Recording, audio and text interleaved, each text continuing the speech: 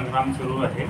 त्यामध्ये मी नगराध्यक्ष पदासाठी अर्ज दाखल करत आहे आणि माझं मत असं आहे की राजकारण हे फक्त पैशाने नाही तर कर्तृत्वाने व्हायला असं राजकारण हे समाजकारणाशी निगडीत असायला पाहिजे।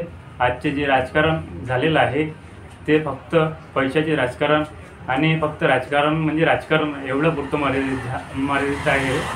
समाजकारण हे सुटलेलं असं एक पैलू आहे। म्हणून तुम्ही अपक्ष उमेदवार म्हणून निवडणुकीच्या रिंगणात उभे आहात।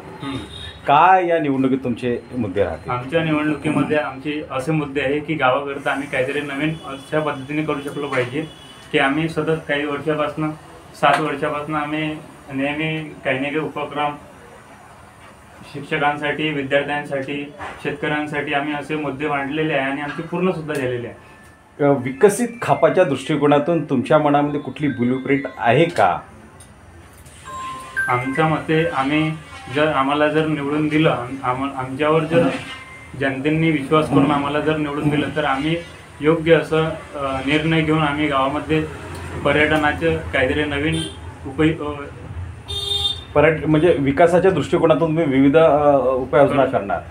ते रस्ते असो किंवा गटारी असो, दिग्गज उमेदवार उभे आहेत भाजप काँग्रेसचे, अशा वेळेस तुम्हाला अवघड जाणार असं वाटत नाही का? नाही, मला वाटत नाही, कारण मी माझी केलेली 8 वर्षाची जी कामे आहेत त्याला मी बघून मी सर्वांना विनंती करतो की मी अपक्ष उमेदवार म्हणून निवडणुकीत उभा राहत आहे, तरी मला सर्वांनी बहुमताने निवडून देईल असं मला खात्री आहे। काय मतदारांना तुम्ही काय आव्हान करणार? मी आव्हान करणार आहे की सर्व राजकारणी लोकांनी पैशाच्या हिमतीवर राजकारण करत आहे, परंतु आपण अशा राजकारणी लोकांना बळी पडू नका आणि खरोखरच जर समाजाकरता कोणी काम करत असेल तर तुम्ही त्यांना मदत करा, सहकार्य करा आणि आपले एक किमती वोट त्यांना द्या अशी मी विनंती करतो। तुम्हाला त्यांनी मतदान करावे असं तुमचं आव्हान आहे?